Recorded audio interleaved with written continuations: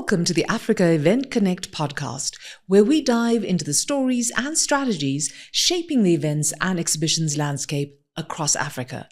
I'm your host, Projeni Pather, and today we're thrilled to have a powerhouse in the exhibition and venue industry joining us. Our guest, Adele Hartdegen, is the CEO of the Johannesburg Expo Center and Dogan Exhibitions.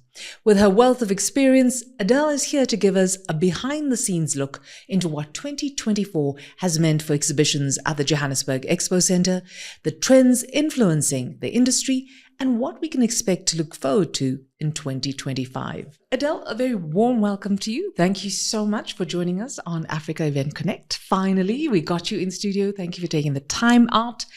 And we know you wear many hats, so we want to get straight into it and hear all about trials and tribulations of being the CEO of both Expo Center and Dogan Exhibitions. So a warm welcome. Thank you so much for having me. Now, tell us, let's go to Expo Center first, Johannesburg Expo Center. How has the year been for the exhibition center? You know, in terms of exhibitions, we're just coming back actually from our pandemic. And it's been a slow growth for some people, but some people faster than others.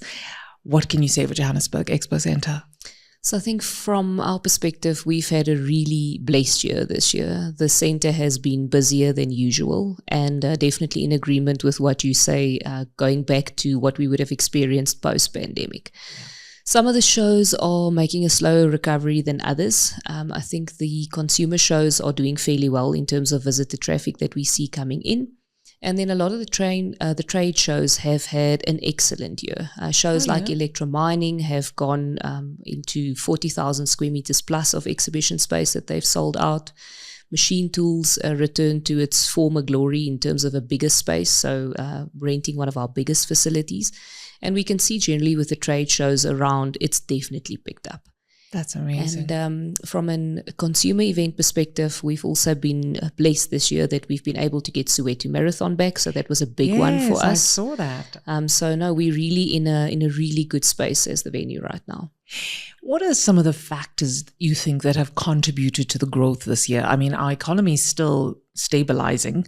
Our growth rate isn't the greatest, but yet, you know, you're having these kind of milestone achievements at the Expo Center. So what are those factors, do you think?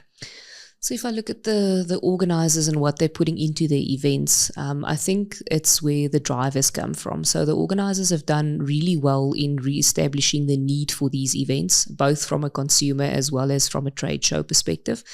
So people are excited to get out there and engage again in face-to-face activities. And I think the organizers have been really good at storytelling in that space and positioning their brands in such a way that this is the place for you to be. So sharing certain post-event reports showing the actual impact of the events. I think that has helped people a lot to understand again that this is a really good format for your marketing mix. It's a place that you have to be. And from the consumer perspective, a lot of the consumer shows are still running at prices that were below what was seen before COVID. So I think everyone has taken into account the economic impact that the pandemic had and that consumers to a certain extent are still recovering from that. So a mixture of maintaining prices, lowering prices and getting the word out there, I think that is what has yielded the most success. Now it's a multi-purpose venue. As you've spoken about now, I mean, you've got a multitude of different events, from exhibitions to events that are happening there. How are you moving beyond the traditional exhibitions space? Are you seeing more of those alternative kind of events coming through now? So alternative events, not so much, but Johannesburg Expo Center, what actually makes us unique is that we probably have a larger premises than any other venue in Africa. So our total premises is 52 hectares, of which only a portion of it is utilized for the event space. So what we've been looking into, and mostly as a result of what we experienced during the pandemic, is how do we cross-purpose or use our spaces for other purposes. So we've got something that we call a non-event revenue portfolio, and this is anything and everything that would fall outside of the event space. Looking at permanent tenancies on site, how we utilize certain outdoor spaces for people to have warehousing opportunities or outdoor storage opportunities. So the venue lends itself nicely towards those kind of developments. And it's actually really nicely suited to the events and exhibition business, because a lot of the people that are looking for space in the non-event revenue space still benefit from the amount of foot traffic that come to the site during the events. So we've got a unique positioning with it, and that has been something that we drive continuously throughout the years, but we've grown that portfolio since the pandemic and the lockdown issues that came with it. So truly a multi-purpose venue. I love the way you've turned it around and expanding it outside just an exhibition and event space. And obviously you need that kind of foot traffic, and you need the kind of use in order to maintain the venue and to keep it alive. And I think that's where I've seen many venues struggle, because when it's not used often enough, it tends to wear away. Yes, right? Absolutely. So you really thought out the box, which is really great. Wonderful diversification there, I think. Now, if we look at different industry trends over 2024, what have you seen there? Are there any specific trends that have surprised you? And what, would you advise for our event professionals that are listening now to look out for and do more of, I suppose, as well? What's worked and what hasn't, I suppose? So from what we've seen, I think there is a gap in the market still to be filled with how well we personalize our events. And that is quite a challenge when you are dealing with an event that has 10,000, 20,000 plus visitors. That's true. But definitely an expectation, and especially with the upcoming generations, they don't want to be just another number coming through the gate. They want that special attention. Mm-hmm. So we've seen some of the events do fairly well in that space. When it comes to the floor space itself, people are definitely maintaining the trend of making stands more interactive. And you find some weird and wonderful things out there that people are implementing to attract people to their stand beyond the traditional, let's serve you coffee or give away free sweets. And that's definitely something that companies can continue to focus on, as to how do we make it interactive and interesting for the visitors. Because at the end of the day, our space is now competing with online shopping, and everyone has got information at their fingertips. So you have to really give them a reason to come and show face at the events. I think a trend that has surprised me is that if you look at the floor with a lot of the trade shows, especially we've had this year, is that, I don't know, I can term it, there's a custom, not custom trend going on, where traditionally the events would have a multitude of custom stands.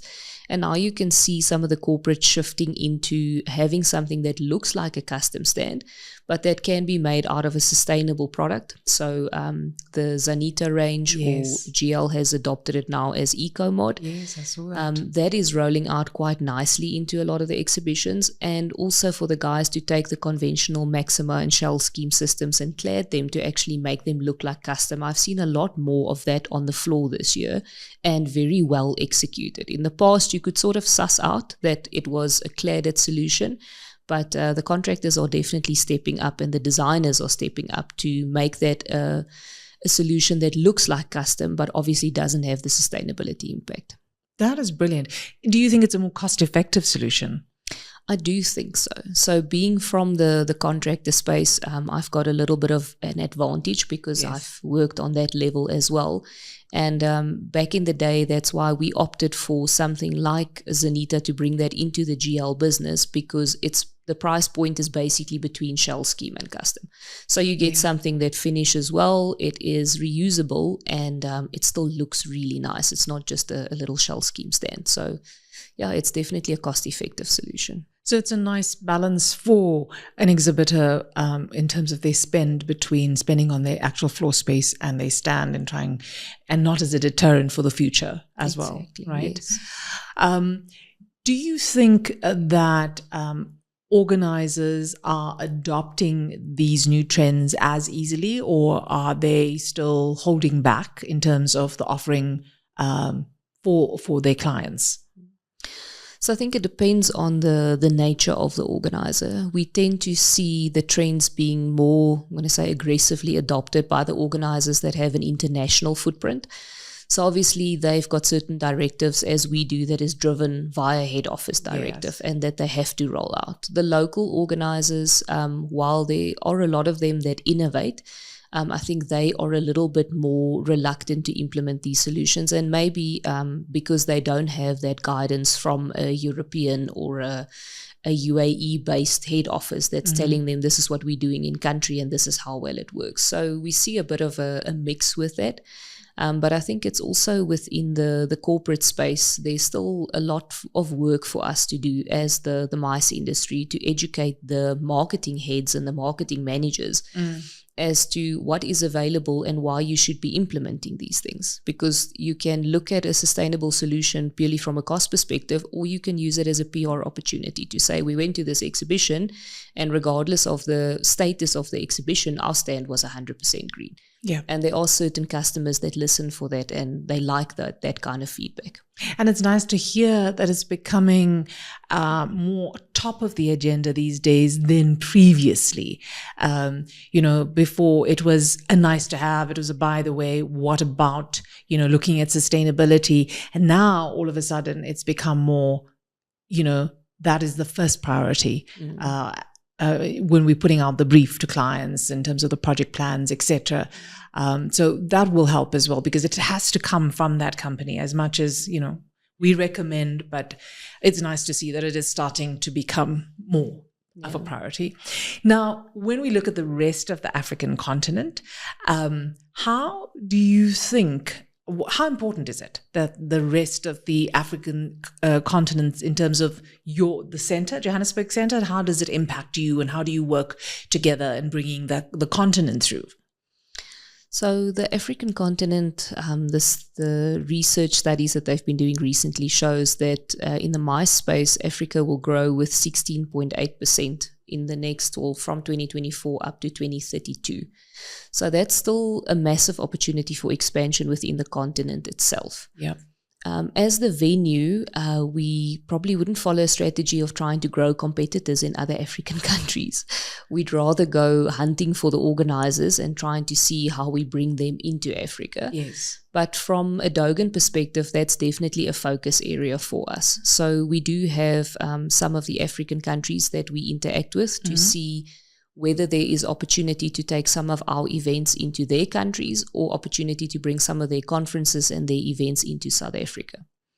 I do think, though, that one of the challenges that we're seeing with Africa at the moment, and South Africa, we are thankful to be a little bit ahead of that curve, is that the country still don't really have established convention bureaus, which have a big impact on our industry. Yes. So it is much more difficult working in a country where there is a convention bureau is missing completely.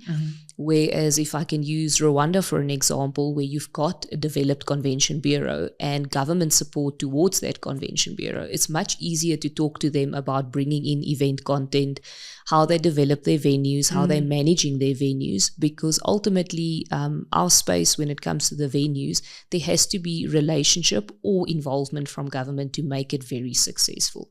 So that's how we are looking at Africa at the moment. It's definitely a region that's positioned for growth, but it does have its challenges. Yeah, and we all have to start somewhere, I suppose. But you're right, in terms of the convention bureaus, it is a great stepping stone for any of these regions. But it's having the support to be nurtured and the stepping stones to get it going, like Rwanda has, like you're saying. And then the opportunity is immense. If we look at, international affiliations, from an organizer's perspective now, as Dogan Exhibitions, what are the benefits of being part of an international operation? So if you look at the GL complement, which obviously is the majority owner within Dogan, at the moment, I think GL still has over 200 shows that they either run or manage or own internationally.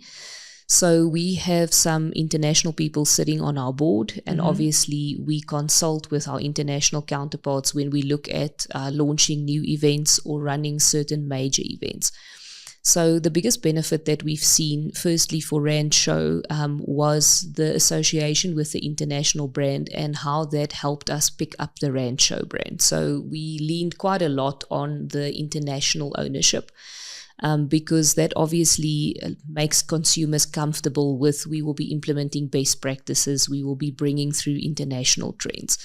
And that's exactly what the affiliation with GL has assisted us with. So it's nice to have a big brother to call when we get stuck with certain things, or when we're looking for new concepts or how they do things in the other countries. So that affiliation does assist us quite a bit.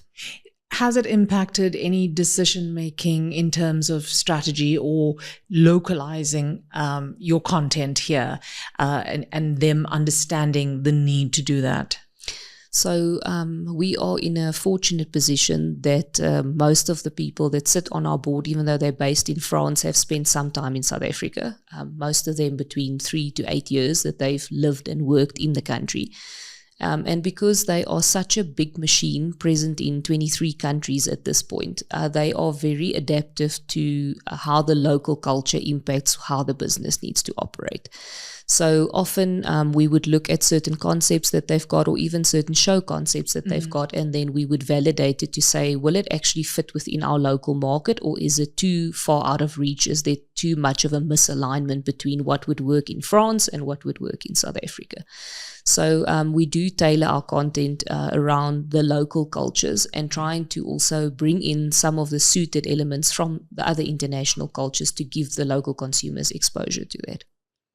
So would you say that that's been the key to the success of Rand Show's evolution?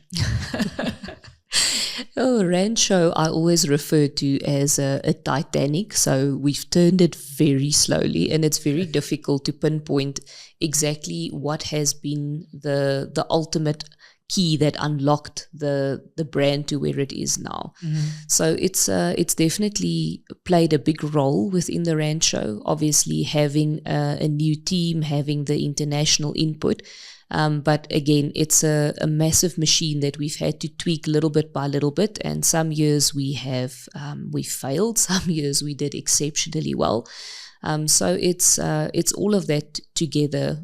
The show itself, if you have to unpack how we got to where we are now, we would probably write a book about it.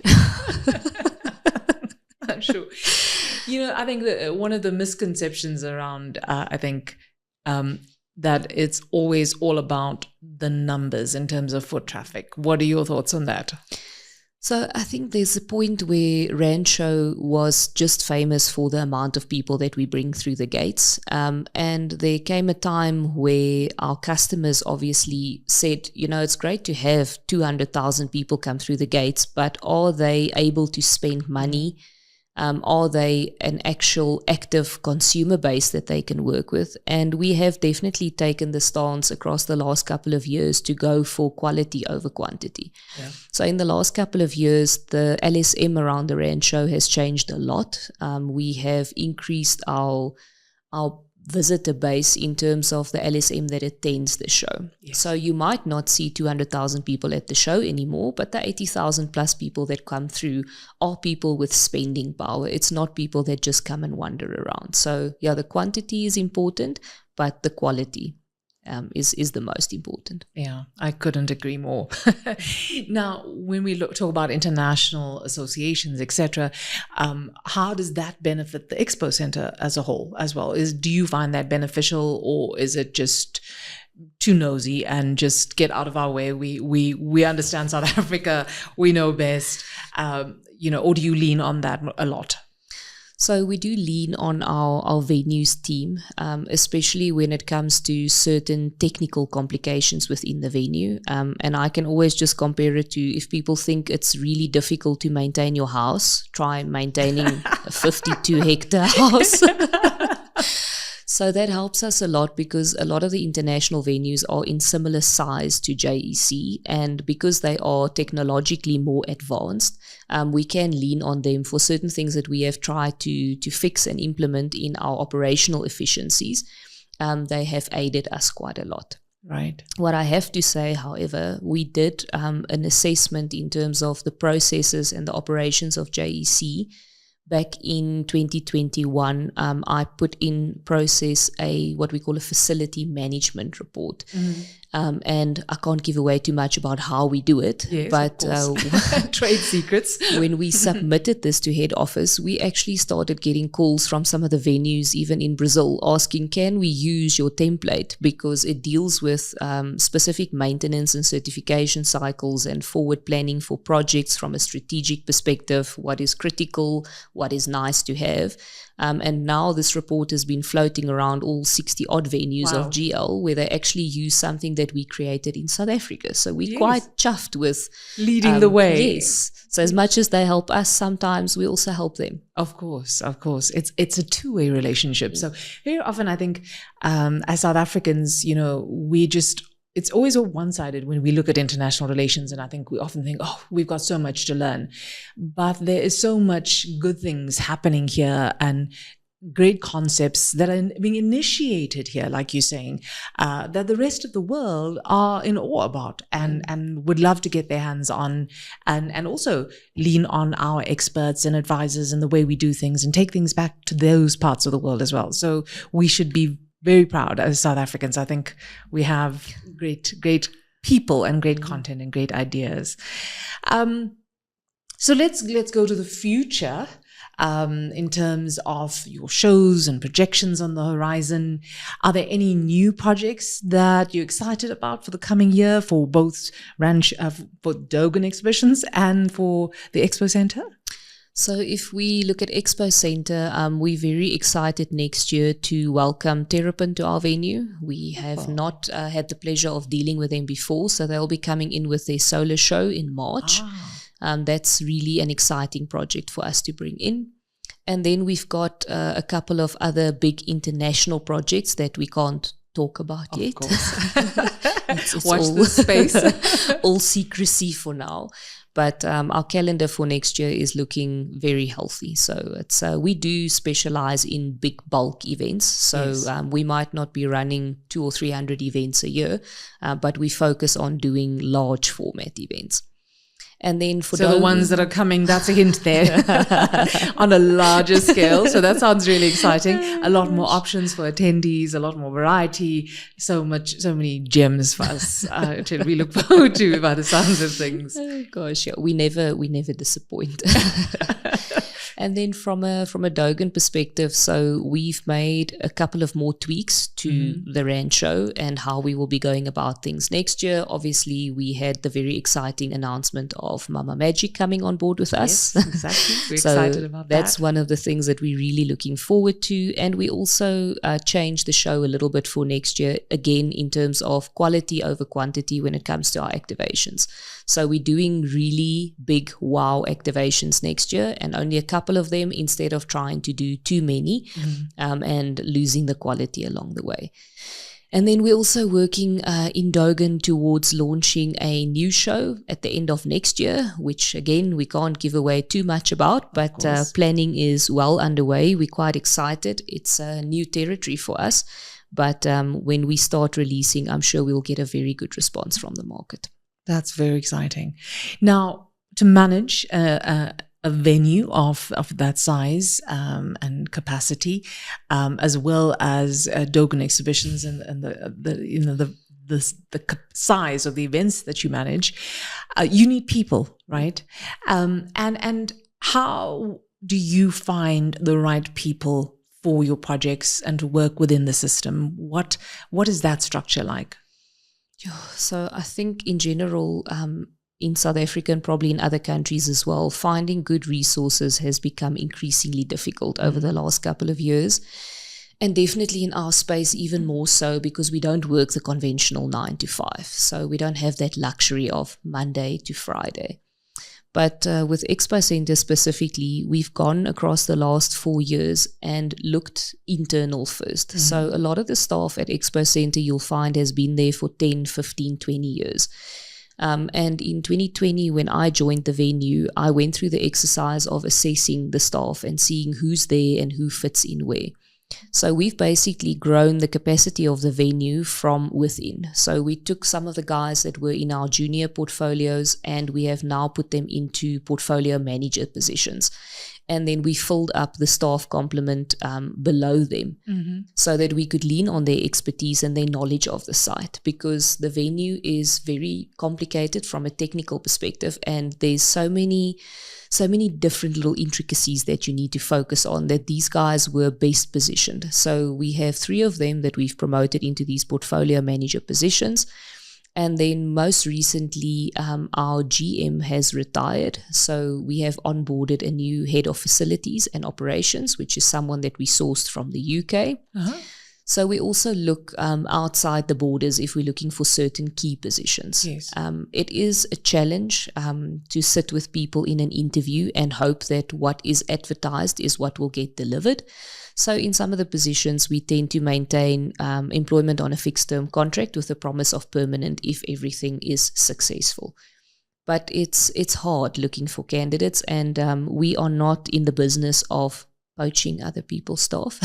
So we'd rather go and look for salespeople, for instance. We will go look for people that sell similar products to what we find in the exhibition space.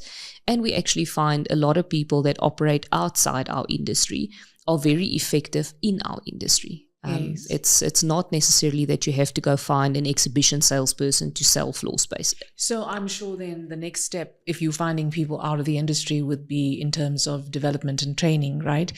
How do you go about that? So we do a lot of internal training, and it also depends on the level of staff that we're dealing with. So a lot of our more junior staff members, we will put through internal training courses. And we open it up to the teams to select for themselves if they want to do specific formal academic courses outside. So the business is quite open to that. We've recently, as a group in South Africa, started a mentorship program. So internal mentorship program between the 3 businesses, GL, JEC, and Dogan, where the staff can opt to work with certain mentors to help them in the career space where they find themselves. And then now and again, we sit with the teams. So I try and sit with my teams at least every quarter and go through specific programs that they'd like to join, or advising on specific programs, whether it be short online courses, or we bring someone in for the day to train them on basics like computer literacy, working with all of the technology that's available. So it's a bit of a mix, but we try and keep a skills register up to date. And that's one of the ladies that work with me, Suad, is responsible for that. And she will then identify where certain people find themselves and what aspirations they've got. And as the courses come up, we will then book them. So I suppose that's a way of balancing experience and youth development, because you've got youth who come, I mean, we get phone calls to say, I'm just starting out, I've just graduated, I've just finished my course, do you have anything for me? And then you have very experienced people that have been in industries for years that might not have the knowledge or the degrees and the qualifications behind them. So do you have a little bit of both in terms of your team? We definitely do. So we've got a mix of senior people that are both young and older and more experienced. And actually a lot of our team members, especially on the Dogan side, are actually not from the industry. And we have found that very successful. I myself am not from the industry, if I can call it like that. I've been in it 10 years, but I didn't grow up in it. And it gives you the perspective of what a visitor or what a client would actually expect from our industry. So that we've seen to be very, very successful. When we look for people that are young, so youth, we don't always necessarily appoint on qualification. Sometimes we look at experience, but mostly we are looking at what is your attitude and your work culture that you want to come into. Because at the end of the day, we can train you, but we can't change who you are as a person. And we also cannot we cannot change you that you will like working over weekends. So the commitment, the loyalty, your work ethic, and how you fit into the company culture, that for us comes before anything, because most of the other skills can be taught, but if you're a good fit, we can work with you. That's great. Yeah, I love that. I think the attitude of that person in terms of how your take on life, your enthusiasm, your passion can sell so much more than the knowledge you might have, and you can mold that person, which is really great.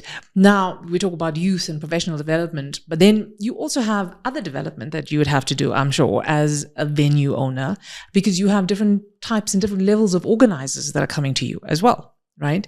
You have newbies that are probably just starting up with a fabulous idea. And then you have the very experienced ones that have been doing it for years and can just do it in their sleep. So how do you manage? Do you have a program of sorts? Or how do you manage new organizers who may have done one or two or never done it before, but have a great concept? So if we deal with organizers that are completely green, we would try and speak to them to see if, as Dogan, we cannot offer consulting services to make sure that their event is a success. It's not so much about the venue, although a venue in its own right, I suppose, can assist with certain things. But not all venues have got the intricate organizer knowledge, because the two spaces have got their own complexities. That is true. So we try and refer organizers on to, if you are really struggling and you don't understand how to approach this, how to budget for this event, how far out is your pricing or how close are you, then we would suggest have a meeting with the Dogan team and see if there's something we can do for you. So we try and grow the industry and not limit who we work with in that space. If it's organizers that have done one or two events, maybe in a smaller format, and they come to us, then from the venue perspective, it would normally be myself with the sales coordinators that would sit down with the organizer and say, okay, this is how you will make your event successful at Expo Center. So we guide them on specific flows for the visitor, which halls really work for an event that's maybe using a singular space versus which won't. Yes. And helping them with the process of certain JOC approvals that need to be done, certain things or best practices that should be there that is specific to our venue. Right. So we do try and play that consultative role, even though, to be honest, Johannesburg Expo Center is not the launch venue, if I can call it that. Yeah. It's for more seasoned organizers. Just because of the sheer size of the venue. So even though you might have a fantastic event, if you book the wrong facility within the venue, we do have smaller halls, you'll end up having a great event, but people might feel lost and they feel the volume of space around them. That's true. But where we do have organizers that want to launch with us, then we'll guide them, make sure that they've got sufficient branding so that things still look proper and look well thought out and well planned, without deterring them away from the venue. Yeah, because I mean, ultimately, very often, the success or failure of an event can impact the venue as well. So it's that reputational damage as well that you have to contend with. So, as we wrap up, what is your vision for Expo Center and Dogan Exhibitions for the next few years? Sure, that feels like an interview question. I know, but I think you have such amazing products. And it's so exciting to see it evolve and to see the brilliant work that you've done to bring it to where it is, and the amazing teams that you have and the enthusiasm of each of your employees that we get to work with. You feel your passion through them, and that's really, really nice. And I think you're truly inspirational for the industry as a whole. And, I'm sure lots of other organizers and venue managers can learn from you. I think it's about... a lot of people are just so focused on the now that we forget to focus on what's ahead. And as CEOs and MDs of companies, you have to focus on what's ahead, right? You have to have a plan. I know you can't share all the detail. I'll respect that. But give us some inspiration. So the Johannesburg Expo Center this year actually turned 40 in September. And we didn't get an invite for the party. We didn't have time to plan our own party because of the industry we operate in. Yes. So I think my vision for the venue, and when people come to site in the next couple of months, I think they will see that we are changing quite a bit of how the venue is presented to clients.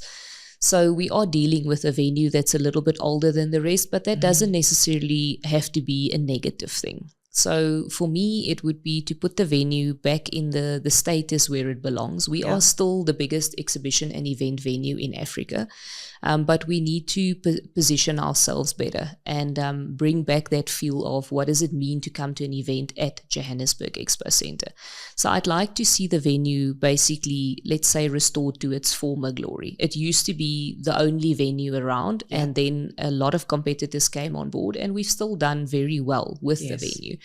But we need to take it to the next step in terms of how the venue looks, how it feels, the technology that we've got available. And in the last couple of years, and especially this year, we have made a tremendous effort in terms of making the venue not reliant on the power from the city, water backup, so we can run completely on our own.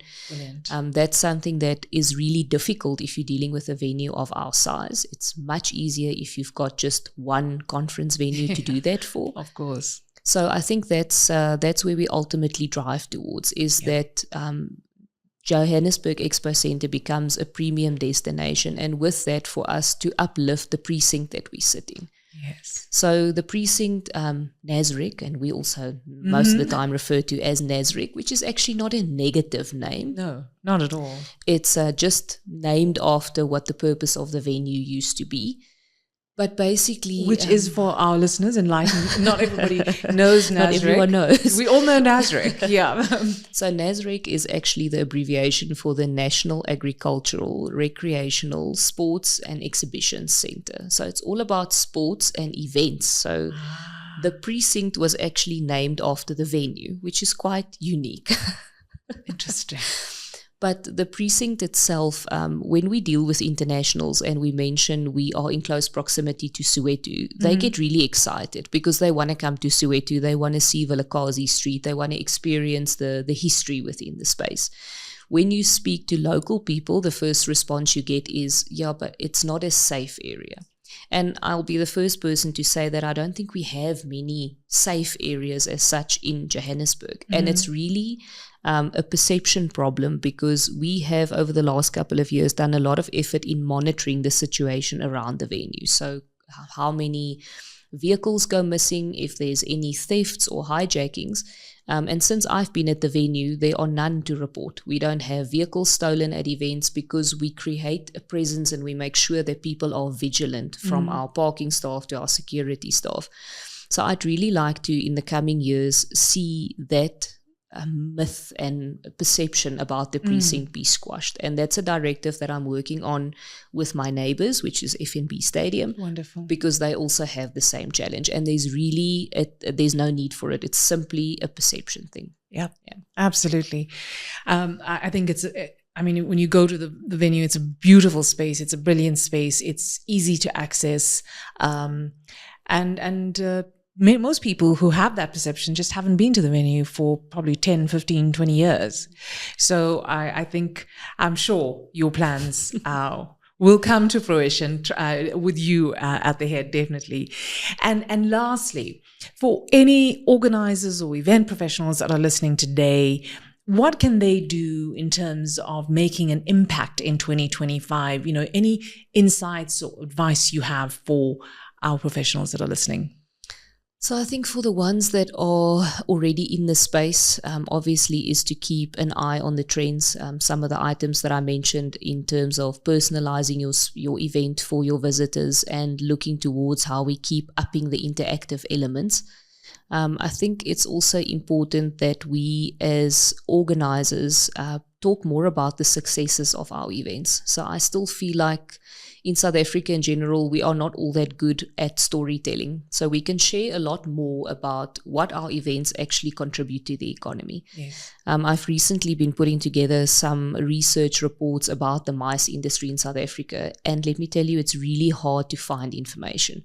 because we tend to hold it close as organizers like it's a state secret, whilst it's actually something that should be celebrated. Yep. And it's those kind of figures that go back into the market that actually ensure that people want to attend our events. And yes, it allows us to grow. We do all have competitors, so we don't want necessarily one corporate to see the success of 2 shows. But at the end of the day, if they can see the shows growing, that will also lead them to expand their marketing budget and probably attend more shows.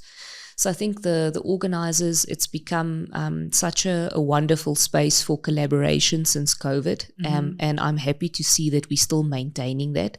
And I urge everyone to keep maintaining that, because at the end of the day, we win together. If we can enhance South Africa as a destination for events, it's good for all of us. It doesn't just benefit the venues. It doesn't just benefit one organizer. It is something that will lead to growth for the industry as a whole.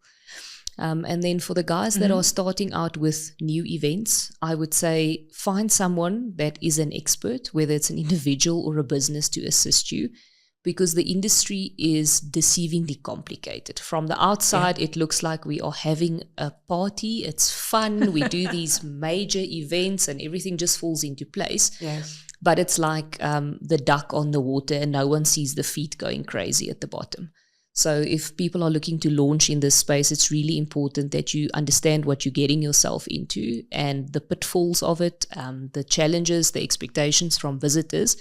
And I think as experienced organizers, we know very well certain things to avoid.